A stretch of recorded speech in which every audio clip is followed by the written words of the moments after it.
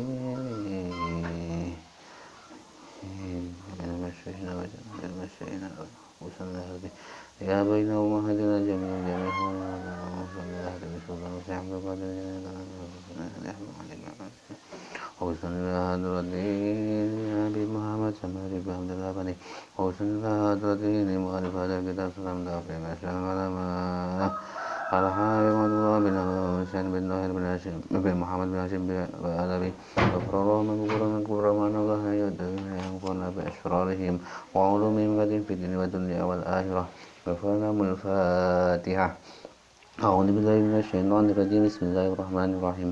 الحمد لله رب العالمين الرحمن الرحيم مالك يوم الدين إياك نعبد وإياك نستعين اهدنا الصراط المستقيم صراط الذين أنعمت عليهم غير المغضوب عليهم ولا الضالين رب اغفر لي ولوالدي آمين. Kita lanjutkan pasal berikutnya. A'udzu billahi minasyaitonir rajim. Bismillahirrahmanirrahim. Faslun utawi ikona fasal suci wa min syuruti sholati lan iku saking pira-pira syarat salat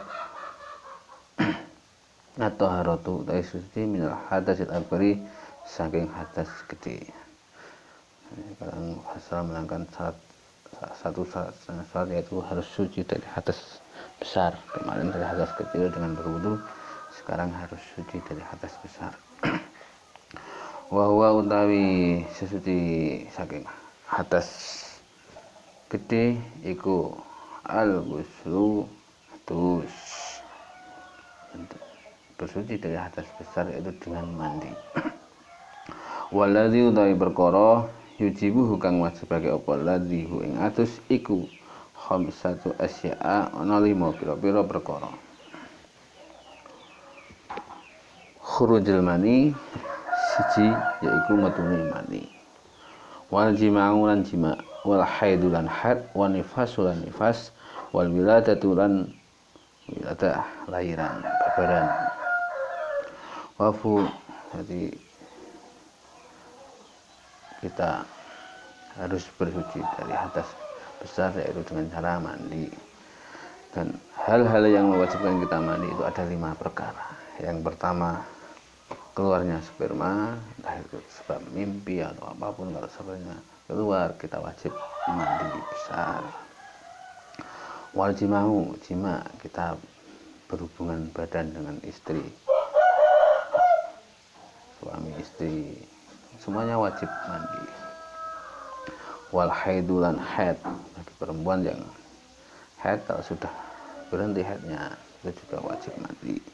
Wal nifasu, nifas, itu sudah bagi perempuan nifas. Wal wiladatu, dan melahirkan, perempuan yang baru melahirkan itu juga wajib untuk mandi, sebab itu menyebabkan dia mempunyai hadas besar. Jadi keluarnya sperma, berhubungan badan suami istri, haid, nifas, dan melahirkan, itu semua mewajibkan mandi. Wa furudul ghusli utawi pira-pira fardune atus iku isnani ana loro. Niyatu raf'il hadasil akbari, bisa niat ngilangi hadas gede, wanah wilan sepadane raf'il hadasil akbari. Wa ta'mimu jamil badani, lan melurum meratani sakabehane badan, basharon padha kukuté, wa sya'ron lan rambuté, wa in kaswat lan senajan ketel apa rambut. Jadi fardunya mandi itu ada 2. Kalau kemarin fardunya wudu ada 6, sekarang fardunya mandi itu ada 2. Yang pertama, niat menghilangkan hadas besar atau sepadanya, atau yang lainnya, umpamanya niat menghilangkan hadasnya jima atau hadasnya haid juga bisa. Tapi yang lebih utama adalah niat raf'il hadasil akbari, menghilangkan hadas besar, itu sudah mencakup semuanya. Dan yang nomor 2 adalah meratakan air ke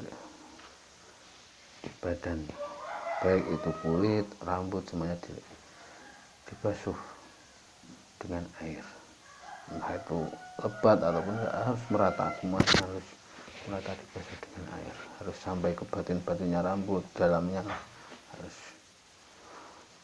terkena air semua. Jadi kalau kemarin wudu ada 6, sekarang fardunya mandi itu ada 2. Jadi, niat dibarengi bersamaan dengan pertamanya kita membasuh tubuh, entah itu membasuh tangan ataupun kepala, itu harus dibarengi niat raf'il hadasil akbari, menghilangkan hadas besar, dan airnya harus merata ke seluruh tubuh, entah itu kulitnya, rambutnya, semuanya harus terbasuh. Faslun utawi kono fasal siji, surudu taharati utawi pira syarate sesuci iku al islamu siji Islam, wa tamyizu lan pinter, wa adamul mani lan ora anane perkara kang min usulil mai saking tumakane banyu ilal maksudi maring kang den wasuh. Syarat selanjutnya adalah syarat sesuci. Syarat-syarat harus suci, dan ini adalah syarat suci. Yang pertama, orang itu harus Islam. Orang mau wudu, mandi, kayak mau sah, dia harus Islam.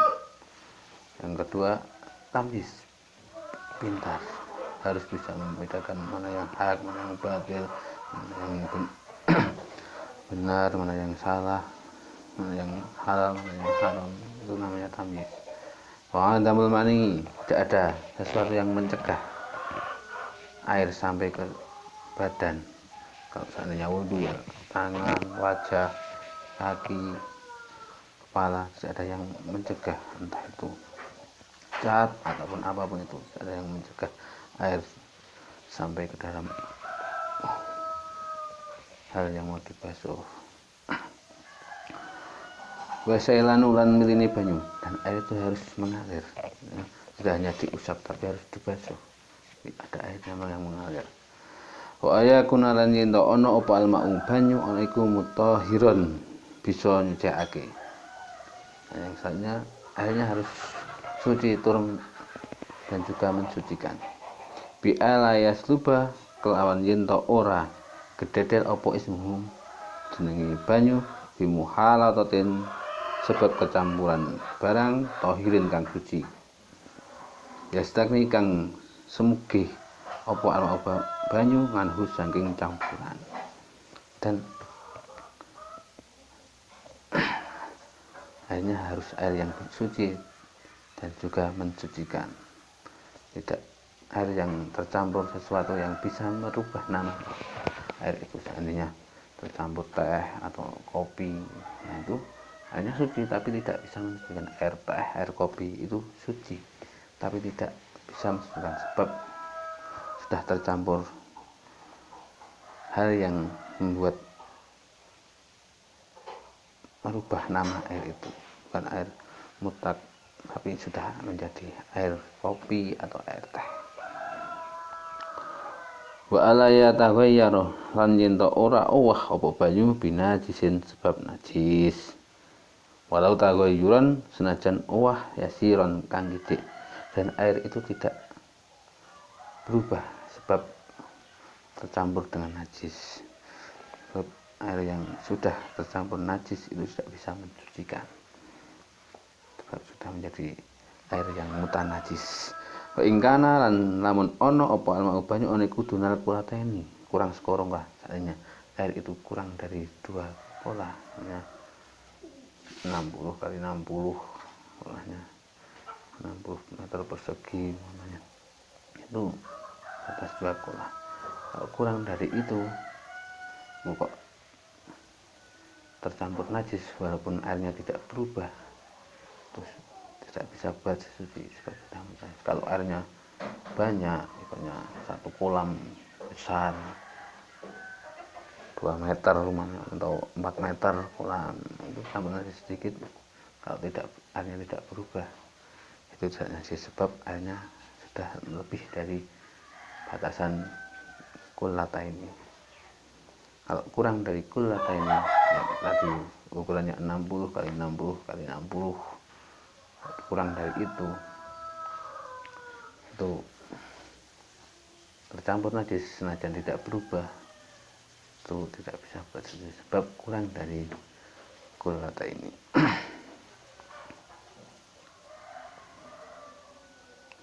Jika mongko den tambahi wasyarat alai yulakiyahu yen to ora tetemu ing banyu apa najis.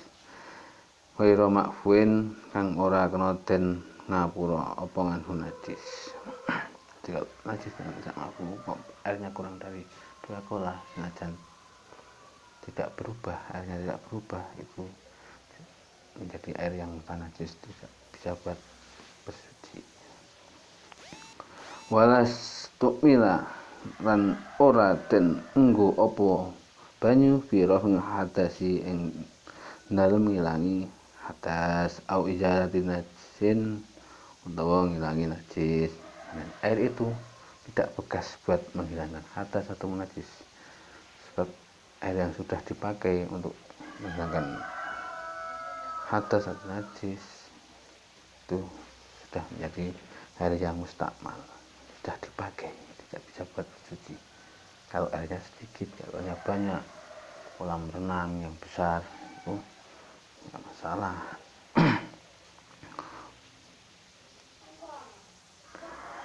Waman utai sapane wong lam yajid kang ora nemu sapa wong alma ing banyu au kana utawa ana apa banyu ana iku ya duruhu madarati apa madarati ing wong apa alma banyu ya tayamama monggo tayamum sapa wong badha tuhul waktu sause manjinge wektu baza walina jasati lan sause hilange najis.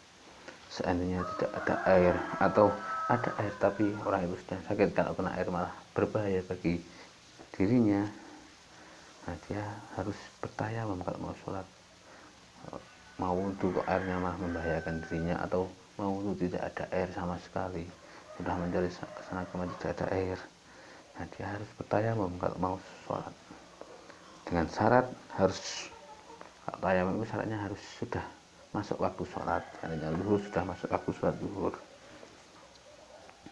baru tayamum, dan juga sudah menghilangkan najis yang menempel pada tubuhnya sudah bersih dari najis, baru bertayamum, dan dengan syarat sudah berada dalam waktu sholat. Wa ma'rifatul qiblat, dan sudah mengetahui arah qiblatnya di mana, sudah masuk waktu, najisnya sudah hilang, baru bertayamum langsung sholat. Biturabin oleh tayamum, biturabin kelawan lebu, kholisin kang suci, lahurin tur kang ngejake lahu kedue lebu, lahu kedue lebu gubarun, lahu iku kedue lebu gubarun utawi betuk. Wa tayamum fil waji ing dalem wajah, wa yadaini lan tangan loro, yuratibuhuma ngurut-urut sapa wong ing rai lan tangan, bidor bataini kelawan rong pukulan, biniyati tibahati fardhi sholati kelawan niat amprih wenange fardune sholat, mangana krisartane mindah lebu au masul awali waji utawa ngusap kawitane rai. Dan bertayamum harus dengan lebu, beduk, dengan debu yang suci dan mensucikan, tidak ada najis di lebu itu, dan caranya harus ada beduk, harus ada lebunya. Dan bertayamum hanya wajah dan kedua tangan, tidak kaki, tidak, dan harus berniat amrih kawane nglakoni fardhu sholat, untuk melakukan fardhunya sholat. Nah, terus kalau setelah tayamum sudah sholat, kok ternyata menemukan air, kita harus berwudu dan mengulangi sholat kita. Itu caranya. Saat kita menepuk lebu atau saat kita mengusap wajah dengan lebu, itu saat kita berniat, niatnya dibarengi dengan menepuk lebu, atau saat kita pertama kali mengusap wajah, tayamum. Jadi tayamum itu harus wajah dulu disertai dengan niat, dibarengi dengan niat istibahati fardhi sholati. Nah, itu yang istibahati fardhi sholati, karena untuk melakukan kepentingan sholat. Setelah wajah terus ke tangan, di sini tangannya. Jadi lebunya tangan kanan ini yang buat meratakan lebunya, itu yang dipukul sini dari pucuk jari belakang sampai siku, terus ini balik yang atas ini. Nah, jadi sebelah sini buat ngusap yang bawah, terus yang sebelahnya yang belum kepak buat ngusap yang atas ini sampai ke jempol. Nah, ini caranya. Jadi salah satu harus suci dari atas kecil, atas besar, itu atas kecil dengan berwudu, atas besar dengan mandi, terus seterusnya. Syarat-syaratnya orang bersuci harus Islam, berakal, ada sesuatu yang mencegah air ke badan, kulit, ke rambut, apapun itu tidak ada hal yang mencegah, airnya harus mengalir, dan airnya harus air mutlak yang suci dan bisa mensucikan, tidak air yang mutanasis, tidak air yang mustamal, tidak air yang tercampur barang yang merubah nama air itu, seperti contoh air kopi, air teh atau sebagainya.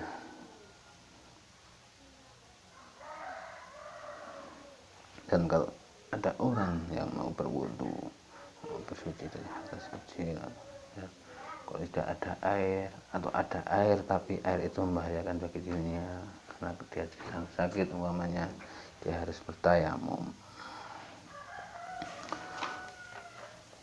Fasun wa manin tentang kodo wallahu a'lam. Sedikit yang bisa saya sampaikan, pasti banyak kekurangan kesalahannya. Saya mohon maaf yang besar-besarnya, saya mohon koreksinya.